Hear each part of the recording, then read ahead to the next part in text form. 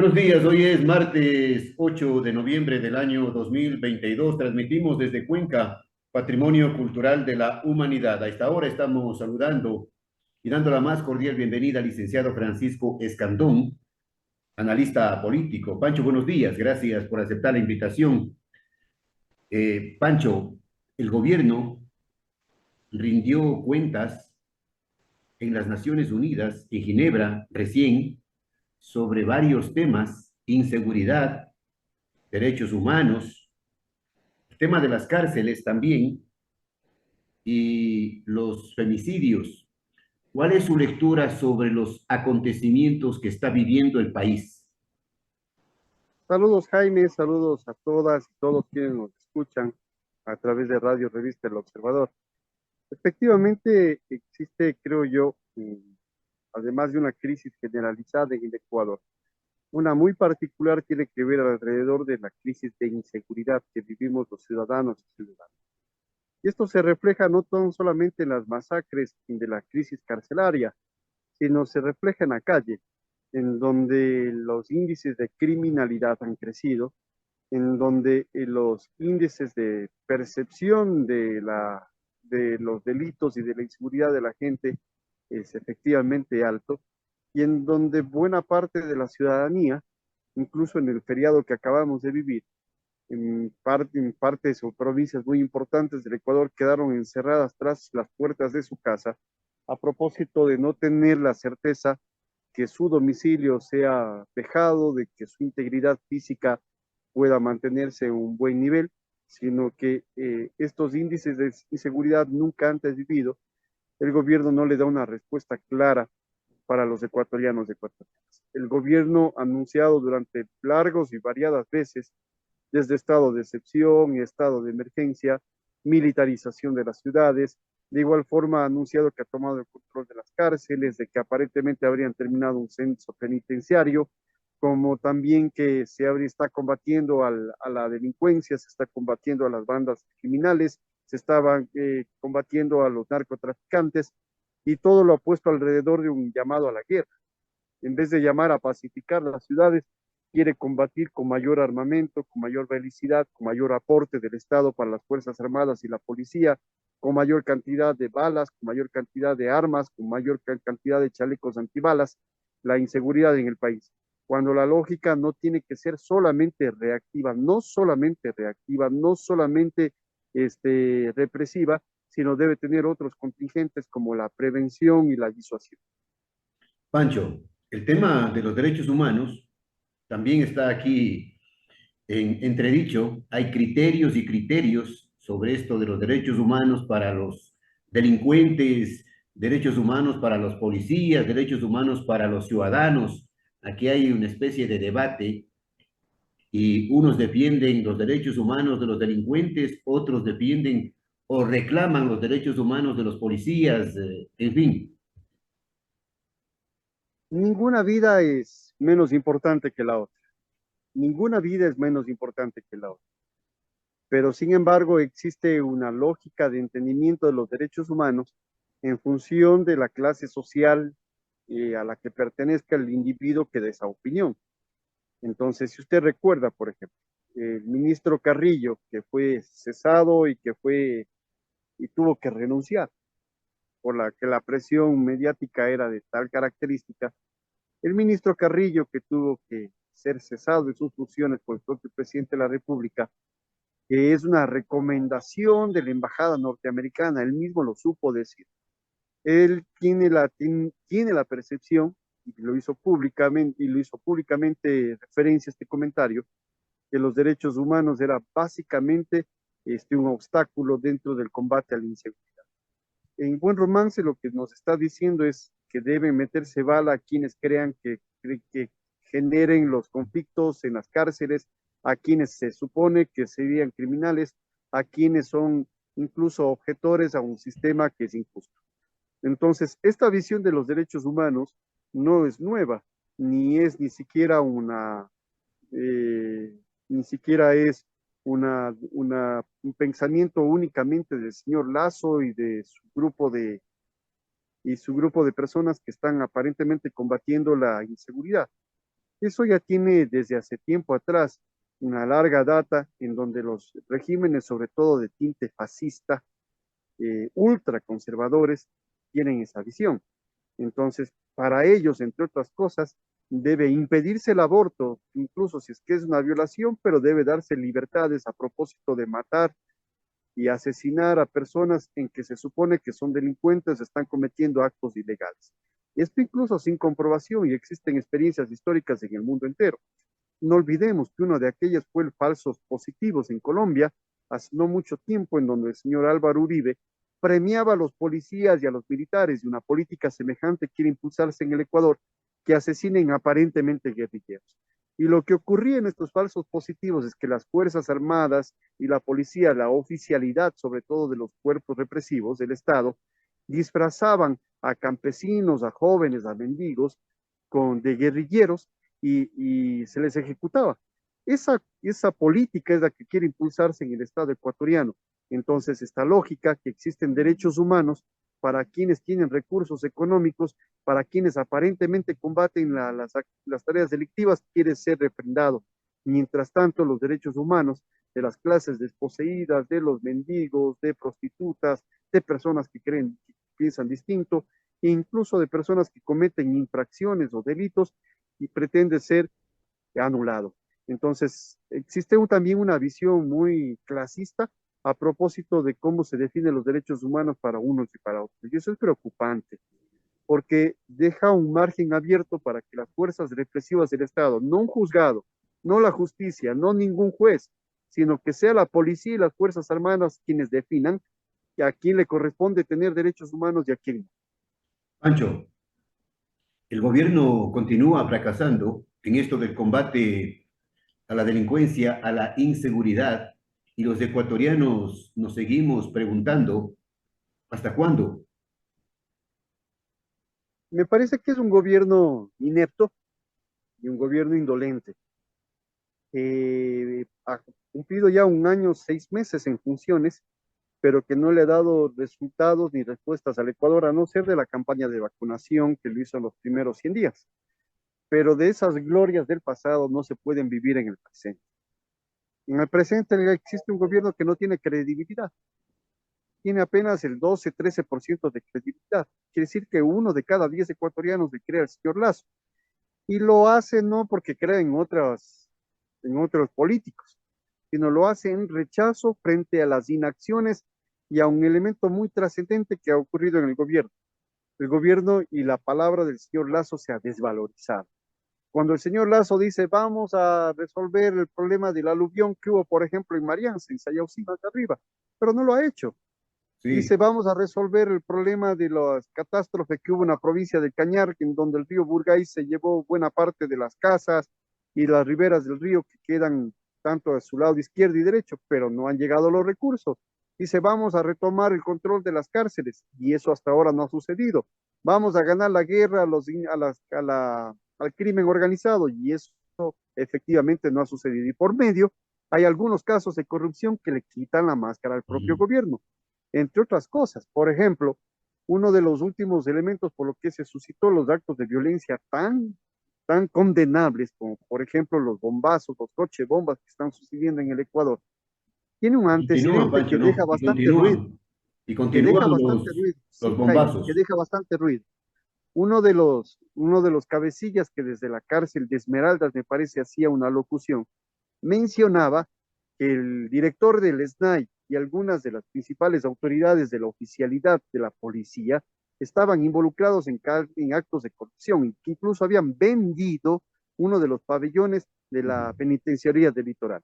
Pero en vez de resolver y hacer las averiguaciones del caso, a ver si es que eso es cierto o no, el gobierno lo que mandó es básicamente a militarizar las cárceles y a hacer una reorganización de la misma, haciendo los traslados de los reos de uno a otro sistema carcelario, porque ni siquiera se trata de un sistema penitenciario, es una cárcel en donde se violan los derechos humanos, en donde se profesionalizan los actos delincuenciales, en donde no existe rehabilitación social alguna, en donde sobre todo lo único que son reclusorios, en donde se especializan en un conjunto de delitos y en donde el gobierno no tiene control alguno.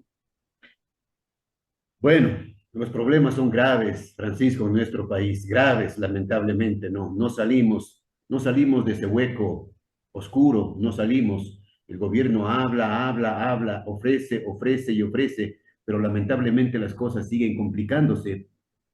Pero la pregunta que nos hacemos es, ¿cuál es la salida, Pancho? ¿Cuál es la salida? ¿La muerte cruzada? ¿La salida del gobierno, del presidente? ¿Las conspiraciones? A ver, hay una salida para el fenómeno en realidad de la inseguridad y hay otra salida política frente a lo que está ocurriendo con el gobierno. Frente al problema de la inseguridad, no se puede combatir la inseguridad y la violencia con guerra. Créame, Jaime, eso no ha dado resultado en el mundo entero. Veamos las diferentes experiencias históricas que ocurren.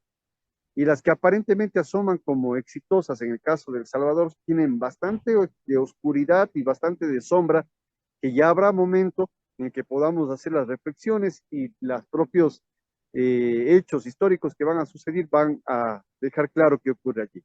Pero de las experiencias históricas, la guerra no soluciona el problema de la inseguridad y de la violencia. Pero sumémosle algo más.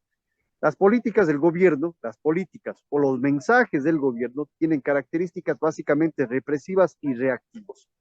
Entonces, dar estos anuncios en que se está ofreciendo libre porte de armas para los ciudadanos, en donde se dice que se le va a dar un patente de corso a policías y militares que en su actividad, entre comillas, puedan hacer uso progresivo de la fuerza, también ya está aprobado por la Asamblea Legislativa frente a una propuesta del gobierno nacional. Dar mayor cantidad de balas, chalecos, en fin, armamento para la guerra, no va a solucionar el problema, sino va a desatar una ola de violencia mayor. Porque frente a esta acción del gobierno, las bandas y las mafias se van Entonces, a especializar para combatir y hacer una reacción. A toda acción existe una reacción, pero las soluciones, desde mi opinión, deben tener un carácter disuasivo y sobre todo un carácter preventivo. Pero ¿qué ocurre? ¿Qué existe en la prevención? Buena parte de los delitos están vinculados al problema de la pobreza. Si existen ladrones que están robando celulares, billeteras, en fin, lo hacen porque existe falta de empleo y existe falta de alimento en los hogares de las familias. 7 de cada 10 ecuatorianos no tienen trabajo estable. Entonces, este gobierno, en vez de establecer un conjunto de políticas represivas, o incluso a la par de esas políticas represivas, debería fomentar el empleo, pero un empleo adecuado, no un empleo precarizado como plantea la banca y el señor Lazo y los grandes empresarios. Pero además de aquello, educación, veas, lamentable. Acaba de enviar el presidente de la República hace poquitos días atrás el presupuesto general del Estado. Pero entre otras cosas, a la Universidad de Cuenca, en donde usted y yo nos educamos, se le reduce presupuesto. Se le reduce, si no estoy mal, y la memoria no me desestima, entre 3 y 4 millones de dólares. ¿Eso qué implica? Que va a haber menos matrículas, menos estudiantes, menos jóvenes que ingresen a la universidad. Se está coartando las libertades de la gente de poder hacer uso de un derecho humano como es educarse. Y eso mismo está ocurriendo en salud. Y eso mismo ocurre en reactivación productiva. Entonces, mientras se prefiere pagar la deuda externa, en donde el gobierno se ha empeñado incluso en un nuevo acuerdo con el Fondo Monetario Internacional, en donde cerca de $1 de cada 3 sirve cada año para pagar la deuda externa, no hay plata para educación, no hay plata para salud, no se paga la deuda histórica que tiene con el Instituto Ecuatoriano de Seguridad Social, no hay plata para generación de empleo, no hay plata para el infraestructura gobierno, en el Pancho, país. Pancho, el gobierno lamentablemente ha reducido el presupuesto para combatir la desnutrición crónica infantil, dicen los datos oficiales, ¿no? Sí, existe un gobierno que nos quiere meter gato por liebre, en donde plantea la privatización, por ejemplo, del Banco del Pacífico, la privatización de otros activos del Estado. Ahora incluso quiere marearnos con una pregunta en la consulta popular, en donde dice que toda la plata que se incaute de los bienes que tiene la mafia y el narcotráfico va a servir para combatir la desnutrición infantil. Señor Lazo, usted tiene la plata suficiente, es la plata de los ecuatorianos y ecuatorianas.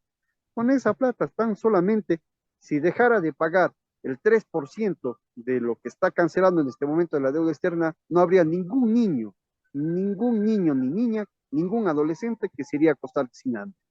Entonces, todas estas políticas populistas que hace el gobierno alrededor de la consulta popular y alrededor de la privatización de los activos del Estado, tiene otro propósito, no es combatir la desnutrición, es básicamente levantarse con el santo y la limosna. Entonces, ¿existen políticas para poder resolver el problema de la criminalidad? Desde luego, en donde ha habido mayor presupuesto para educación, salud, reactivación productiva, empleo, industrialización de los países, ahí se han reducido los índices de criminalidad. ¿Quién tendría el ánimo, la decisión de ir a combatir, de ir a robar, de ir a quitarle a alguien un celular o meterse en una casa con el alto riesgo de que pueda ser llevado a la cárcel o que sea asesinado incluso en algún procedimiento policial, si es que tuviese empleo, si es que tuviese un buen salario, si es que su hijo está bien alimentado? Entonces, estas políticas tienen que entender el gobierno y no lo hace porque su concepción tiene una clara intención No hace neoliberal. porque no le conviene hablar de esos temas. Sin duda, y si es que existe un gobierno sordo, un gobierno indolente, un gobierno incapaz e inepto, hay una sencilla solución.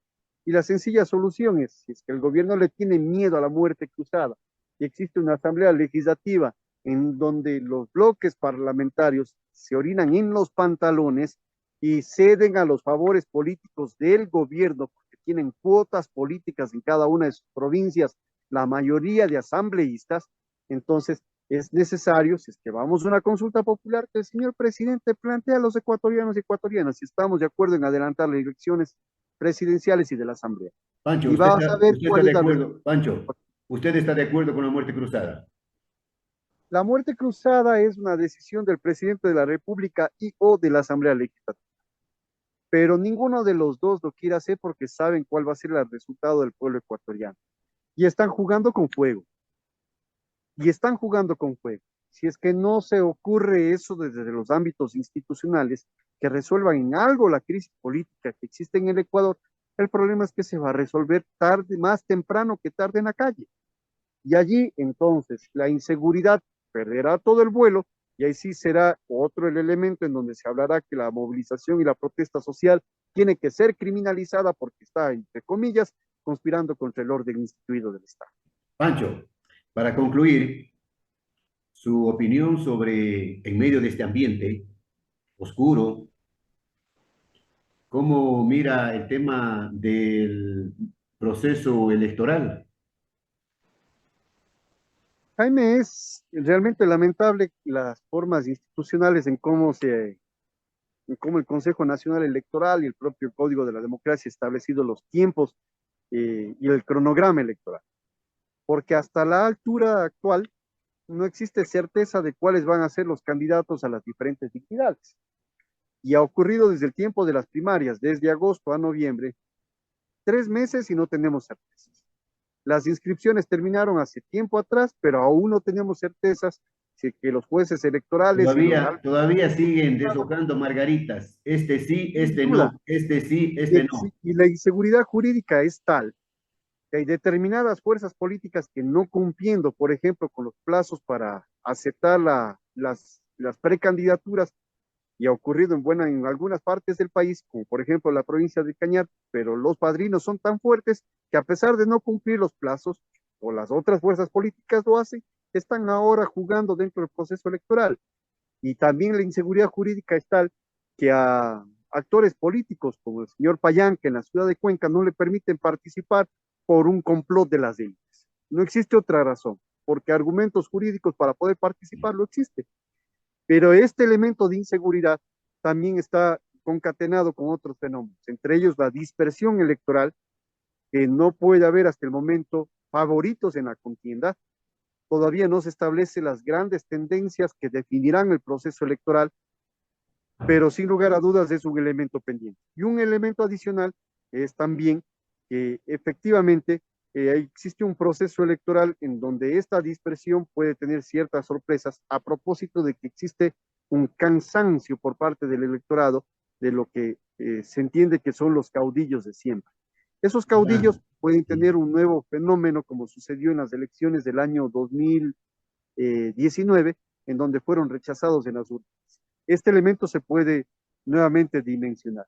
Entonces, estos son elementos sin lugar a dudas significativos que van a definir en el proceso electoral, en donde no existe una fuerza hegemónica en el que capitalice el descontento del electorado con las élites y los caudillos. Entonces pueden haber sorpresas importantes en el proceso electoral, todo está por verse y se definirá precisamente en la campaña electoral.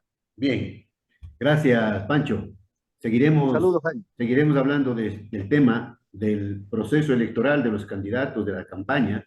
En los próximos días le invitaré nuevamente a ver si acepta usted darnos sus puntos de vista más concretos sobre el tema electoral. Gracias al licenciado Francisco Escandón. Pancho, desde siempre y hasta siempre. Con todo gusto, gracias, Jaime. Un abrazo a todos y todas.